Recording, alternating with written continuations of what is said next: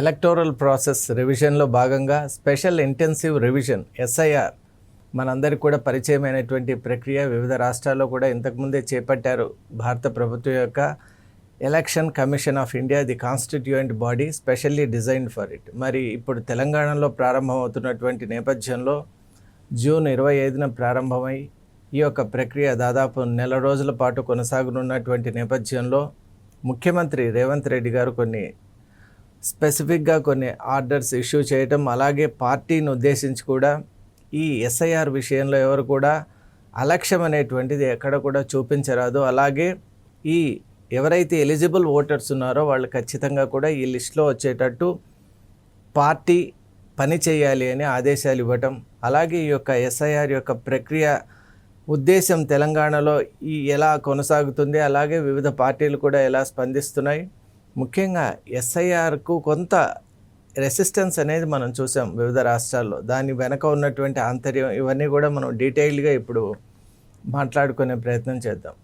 Special intensive revision ఎప్పుడైతే బీహార్లో మనం ఫస్ట్ చూసామో అప్పుడు చాలా పెద్ద ఒక పెన్ను దుమారం అనేటువంటిది మనం అక్కడ రావటం చూసాం. అంటే కేవలం అది ఎన్నికలకు సంబంధించినటువంటి ఒక పక్కా ప్రణాళిక అంటూ అపోజిషన్ పార్టీస్ చెప్పడం, కానీ ఇది నిజంగా కోవిడ్ వల్ల డిలే అయింది, కానీ అసలు సజావుగా జరిగేటువంటి ఒక పీరియాడికల్ ప్రాసెస్ అని రూలింగ్ ప్రభుత్వం చెప్పడం, ఇవన్నీ కూడా మనం చూసాం. అసలు స్పెషల్ ఇంటెన్సివ్ రివిజన్ అంటే మామూలుగా ఇప్పుడు మన దేశానికి కావాల్సినటువంటి సరి అయినటువంటి ఒక మార్గదర్శకం ఏంటి అంటే ఎలక్టోరల్స్ ఆర్ వెరీ ఇంపార్టెంట్. మనది ప్రజాస్వామ్యమైనటువంటి డెమోక్రసీ బేస్డ్ కంట్రీ కాబట్టి డెమోక్రసీకి ఆయువు పట్టు ఎలక్షన్స్. మరి ఎలక్షన్స్ ఫ్రీ అండ్ ఫేర్గా జరగాలి అంటే ముఖ్యంగా ఎలక్టోరల్ లిస్ట్ అనేటువంటిది కరెక్ట్గా ఉండాలి.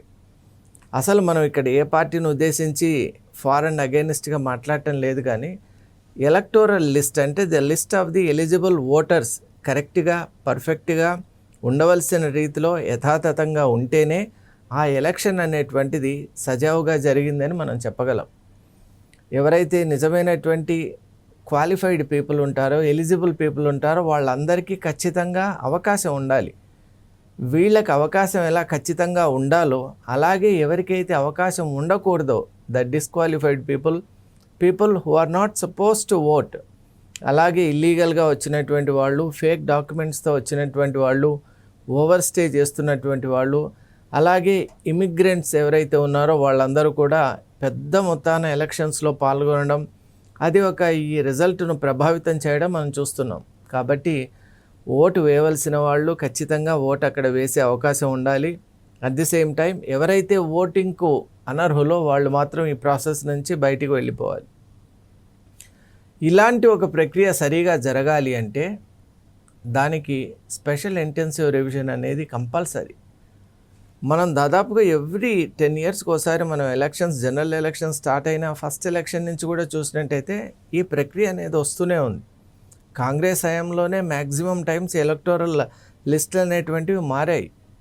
మరి అప్పుడు రూలింగ్లో ఉన్నటువంటి ఆ పార్టీ దాన్ని ఒక జనరల్గా కొనసాగేటువంటి ఒక ప్రక్రియగానే పేర్కొనింది, దాన్ని అలాగే చూసింది. మిగతా పార్టీస్ కూడా దాన్ని సహకరించాయి. ఎందువల్ల అంటే ఎలక్షన్ లిస్ట్ అనేటువంటిది మారుతుంటుంది.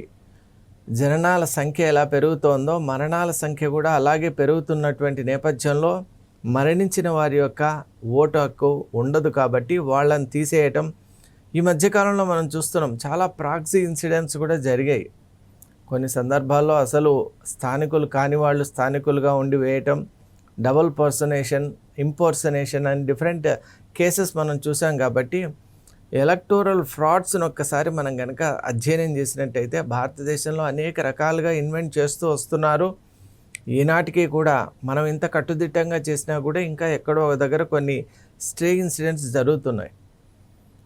ఈ నేపథ్యంలో ఖచ్చితంగా మనం కోవిడ్ వల్ల ఏదైతే జనగణన కానివ్వండి, అలాగే ఎలక్టోరల్ ఈ యొక్క రిఫార్మేషన్ అనేటువంటిది లిస్ట్ రిఫార్మేషన్ మనం చేయలేకపోయాం. మరి ఇప్పుడు చూస్తున్నటువంటి నేపథ్యంలో ఎస్ఐఆర్ వల్ల ప్రధానంగా అపోజిషన్ పార్టీస్ భయపడేది ఏంటి అంటే ఈ ఎస్ఐఆర్ అనేటువంటిది రూలింగ్ పార్టీ తనకు కావలసిన అభ్యర్థుల్ని, అలాగే తనకు కావలసిన ఓట్ బ్యాంకును సరిచేసుకోవటానికి తీసుకొస్తున్నటువంటి ఒక నెపంగా పేర్కొంటున్నారు. ఇప్పుడు ముఖ్యమంత్రి రేవంత్ రెడ్డి గారు కూడా బూత్ ఏజెంట్స్ని కానివ్వండి, అలాగే రాష్ట్రంలో ఇప్పుడు మనకు ఈ ప్రక్రియ అనేటువంటిది ఆ షెడ్యూలింగ్ కూడా ఖరారు అయిపోయినటువంటి నేపథ్యంలో ముఖ్యంగా తెలంగాణలో జరుగుతున్నటువంటి స్పెషల్ ఇంటెన్సివ్ రివిజన్పై ముఖ్యమంత్రి రేవంత్ రెడ్డి చాలా సీరియస్గా ఉన్నట్టు మనకు తెలుస్తుంది. ఎందువల్ల అంటే ఎలక్షన్స్ యొక్క రిజల్ట్ అనేటువంటిది ఎలక్టోరల్ ఆ ఫ్రేమ్వర్క్పై ఆధారపడి ఉంటుంది. ఈరోజు ఆ తయారు కాబోయేటువంటి లిస్ట్ ఏదైతే ఉందో that alone determines who will win the next election. కాబట్టి అంత కీలకమైనటువంటి ఈ ప్రాసెస్ విషయంలో అందరినీ కూడా అప్రమత్తంగా ఉండమని చెప్తున్నారు. మరి ఈ ప్రాసెస్ ఎలా ఉంటుందంటే జూన్ 25 నుంచి జూలై 24 వరకు door to door enumeration forms ఇవ్వటం, అలాగే 3 times ప్రతి ఇంటికి కూడా వెళ్ళి అక్కడ డీటెయిల్స్ కలెక్ట్ చేసుకోవడం, ఇవంతా కూడా జనరల్ ప్రాసెస్ ఏదైతే ఉంటుందో ఓటింగ్ లిస్ట్కి సంబంధించిన ఆ ప్రాసెస్ అంతా కూడా అక్కడ జరుగుతుంది. మరి నెక్స్ట్ ఒక నమూనా లిస్ట్ అనేటువంటిది తయారై బై జూలై ఎండ్ ఆ లిస్ట్ అనేది రిలీజ్ చేస్తారు. ఎప్పుడైతే ఒక నమూనా లిస్ట్ వచ్చిందో దానిపై ఏదైనా అబ్జెక్షన్స్ కానీ క్రిటిసిజమ్స్ కానీ లేక ఏదైనా షార్ట్ కమింగ్స్ కానీ మనం అబ్జర్వ్ చేసినట్టయితే మనకు ఆగస్ట్ ఎండ్ వరకు కూడా టైం ఉంది అప్లై చేసుకోవడానికి, వాటి గురించి డిస్కస్ చేసుకోవడానికి. Full month time is given. ఆ తర్వాత అక్టోబర్ 1st కంతా కూడా the final list, full and final list అని మనం అంటాం. That will be made ready and basing on that only the election will be held. The forthcoming, the next election, assembly election will be held, and basing on that only the future parliamentary elections also will be held. మరి ఈ నేపథ్యంలో రేవంత్ రెడ్డి గారు, అలాగే TPCC chief అయినటువంటి మహేష్ కుమార్ గౌడ్ గారు, అలాగే మనకు తెలంగాణ ఇన్ఛార్జిగా ఉన్నటువంటి మీనాక్షి నటరాజన్ గారు, అలాగే ఇక్కడ ఉన్నటువంటి పార్టీలో ఉన్న పెద్దలందరితో కూడా మాట్లాడినటువంటి రేవంత్ రెడ్డి గారు ఖచ్చితంగా బూత్ లెవెల్లో ప్రతి ఒక్కరు కూడా ఎలిజిబుల్ ఓటర్స్ ఆ లిస్టులో ఉండేటట్టు చూడాలి అని చెప్పారు. దీంట్లో కనుక ఏదైనా ఆలస్యం కానీ లేదా ఏదైనా కనుక అప్రమత్తత లేకుండా విధుల విషయంలో కనుక నిర్లక్ష్యం వహిస్తే ఖచ్చితంగా they will be replaced by the efficient అని కూడా చెప్పడం. దాన్ని బట్టి మనం ఆ అండర్ టోన్ ఏంటి అంటే Congress party is very careful about the list అని తెలుస్తుంది. అది నిజంగా చెప్పాలి అంటే మంచి అంశమే. ఎలక్టోరల్ లిస్ట్ విషయంలో ఒక రూలింగ్ పార్టీ ఇలా శ్రద్ధ తీసుకోవడం మంచిదే. కానీ కాంగ్రెస్ పార్టీ ఒక మాట అనింది, మనం ఇలా చేయకపోతే మనకు బెంగాల్లో ఎలా అయితే బీజేపీ ప్రవర్తించిందో, అలాగే బీహార్లో ఎలా అయితే ప్రవర్తించిందో అటువంటి రిజల్ట్స్ మనం చూడబోతాం. కాబట్టి ఖచ్చితంగా దీన్ని సరి చేసుకోవాలి అని. ఇక్కడ మనం ఒకటి చూడాలి, వెస్ట్ బెంగాల్లో ఏమైంది అని ఒక్కసారి మనం చూసినట్టయితే వెస్ట్ బెంగాల్లో తృణమూల్ కాంగ్రెస్ పార్టీకి 3 సార్లు ప్రజలు పట్టం కట్టారు.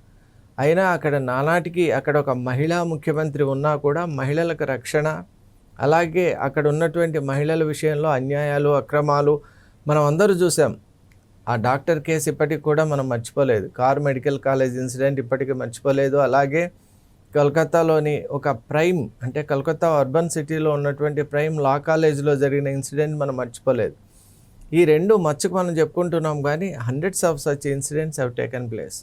మరి ఈ నేపథ్యంలో అక్కడ ఆ పార్టీ తీసుకున్న విధానాలు, అలాగే అక్కడ ఆ పార్టీకి సంబంధించిన వ్యవహారాలంతా కూడా ఈమె మేనల్లుడైనటువంటి ఆ బెనర్జీ చేతిలో పెట్టడం, దానివల్లనే ఈ పార్టీ అనేటువంటిది ఈరోజు అది ప్రజల యొక్క విశ్వాసం కోల్పోవడం, అలాగే తోలోబాజీ అని ఇండస్ట్రీస్ అంతా కూడా వెనక్కి వెళ్ళిపోవడం, కరప్షన్, ఎగ్జామ్ స్కాండల్స్, అలాగే ఒకటి కాదండి కలకత్తా అంతా కూడా గందరగోళం అయిపోయింది యావత్ స్టేట్. దానివల్ల ప్రజలు తిప్పికొట్టారే కానీ కేవలం ఎస్ఐఆర్ రివైజ్ చేసినందువల్ల అసలు ఎలక్టోరల్ రివిజన్ అనేది కంపల్సరీ.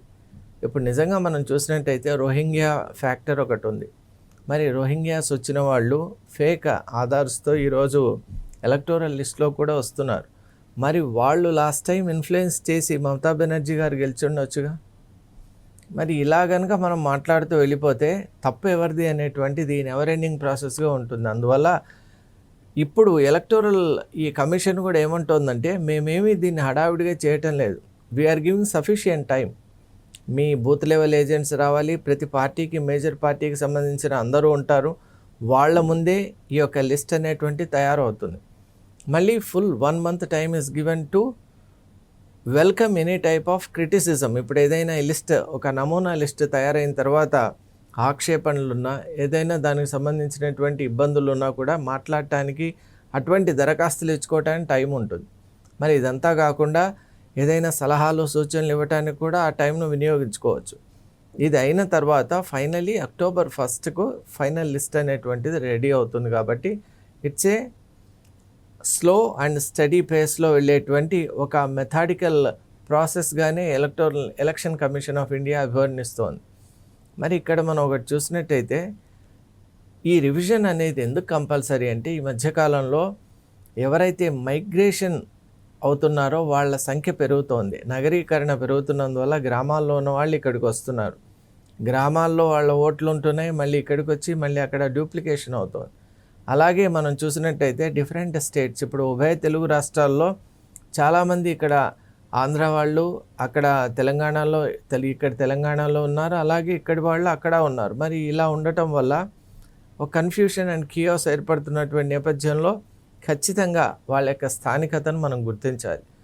అలాగే ఇక్కడ inflow of the people is very great. మనకు ఇక్కడ మహారాష్ట్ర నుంచి అలాగే కర్ణాటక నుంచి కూడా చాలామంది వస్తున్నటువంటి నేపథ్యంలో ఎవరు జెన్యూన్ ఓటర్స్ అని గుర్తించాలి. ముఖ్యంగా ఇల్లీగల్ మైగ్రెంట్స్ చాలామంది ఉన్నారండి.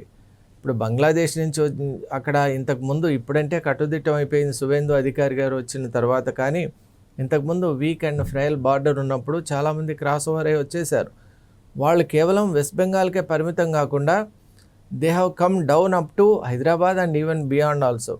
మరి హైదరాబాద్లో కూడా చాలామంది బంగ్లాదేశీయులు ఈనాటికి ఉన్నారు. ఈవెన్ ఇన్ కేరళ మనం చూసాం, కేరళలో కూడా చాలామంది ఇల్లీగల్గా without any passport or without any documentation ఉన్నటువంటి నేపథ్యాన్ని కూడా మనం చూసాం, మన ఛానల్లో కూడా మాట్లాడుకున్నాం. మరి అలా ఈ యొక్క బంగ్లాదేశీ నెట్వర్క్ స్ప్రెడ్ అవుతున్నటువంటి నేపథ్యంలో వారిని ఏరిపారేయడం అనేటువంటిది సమంజసం కాదని ఎవరైనా అనగలరా? లాజికల్గా ఆలోచిస్తే మన దేశానికి సంబంధించని, అలాగే మనకు ఇక్కడ ఈ ప్రాంతంలో ఓటు వేయటానికి అర్హత లేని వాళ్లను తీసేయడంలో తప్పే ఉంది. అలాగే the list of the people who died అనేటువంటిది కూడా మనం చూడాలి. అంటే చనిపోయిన వారి యొక్క సంఖ్య, అలాగే వారి డీటెయిల్స్ కూడా చూసి ఆ లిస్ట్ కూడా మనం లిస్ట్లో వాళ్ళ పేర్లు కూడా తొలగించుకోవాలి. అలాగే ఎలిజిబుల్ ఓటర్స్ కూడా చాలామంది ఉన్నారండి. ఇప్పుడు మనం ఫ్రెషర్స్ ఎవరైతే ఉన్నారో వాళ్ళ ఓట్స్ యాడ్ చేసుకోవడం కూడా ఒక మంచి ప్రక్రియ కదా. మరి ఆ ఓట్స్ యాడ్ చేయకుండా ఎలా ఉండగలం? కాబట్టి ఇక్కడ ఈ రివిజన్ పాలసీ అనేటువంటిది పార్టీలకు అతీతంగా దేశాన్ని యొక్క సార్వభౌమత్వం, అలాగే దేశం యొక్క యూనిటీ అండ్ సేఫ్టీ సెక్యూరిటీస్ కోసం మనం తీసుకుంటున్నటువంటి ఒక నిర్ణయంగా అందరూ కూడా స్వాగతించాలి.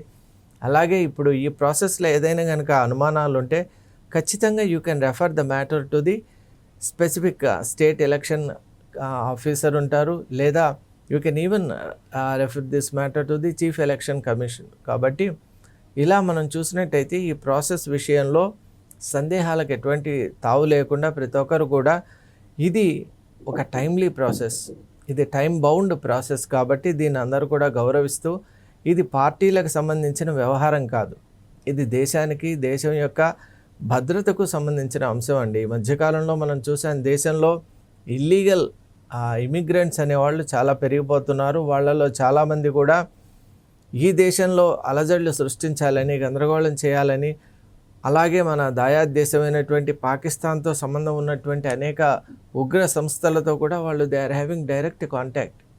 ఈ మధ్యకాలంలో మనం చూసాం, ఢిల్లీ బ్లాస్ట్ కేసు చూసిన తర్వాత అందరికి కూడా ఆశ్చర్యం వేసింది. అంటే మన దేశంలోనే ఉంటూ, మన దేశంలో అన్ని ఫెసిలిటీస్ అందుకుంటూ, డాక్టర్స్గా ఎదిగి వాళ్ళు అసిస్టెంట్ ప్రొఫెసర్ స్థాయిలో ఉన్నటువంటి వాళ్ళు, పురుషులే కాదు మహిళ కూడా ఉన్నారు ఆ గ్రూప్లో. మరి అటువంటి వాళ్ళు బ్లాస్ట్ కేసులో ఉంటారని ఎవరైనా ఊహ కూడా చేయగలం చెప్పండి? మరి అలాంటి సంఘటన జరిగింది.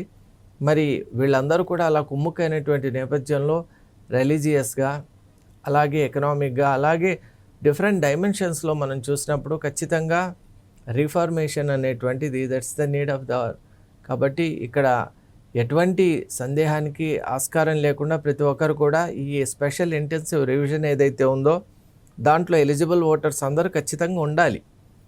At the same time eligible voters మాత్రం ఖచ్చితంగా they should be out of that list. అది చూసుకోవాల్సినటువంటి బాధ్యత రూలింగ్ పార్టీదే కాకుండా ప్రతి పార్టీది కూడా. కాబట్టి ఈరోజు ప్రధాన పార్టీలైనటువంటి బీఆర్ఎస్ కానీ, బీజేపీ కానీ, అలాగే టీఆర్ఎస్ కానీ, ఏ పార్టీ అయినా సరే, అలాగే ఇప్పుడు ఎంఐఎం కానీ, ఇక్కడ తెలంగాణలో ఉన్నటువంటి అన్ని పొలిటికల్ అవుట్ఫిట్స్ కూడా ఎస్ఐఆర్లో ఆ ఎస్ఐఆర్ ప్రాసెస్ను సహకరించాలి. అలాగే ఈ యొక్క ప్రాసెస్లో వీళ్ళందరి యొక్క కోఆపరేషన్తోనే ఈ ప్రాసెస్ అనేది సక్సెస్ అవుతుంది. కాబట్టి ఖచ్చితంగా దీన్ని సక్సెస్ చేసుకోవడంతో democracy will become a very big success. Thank you.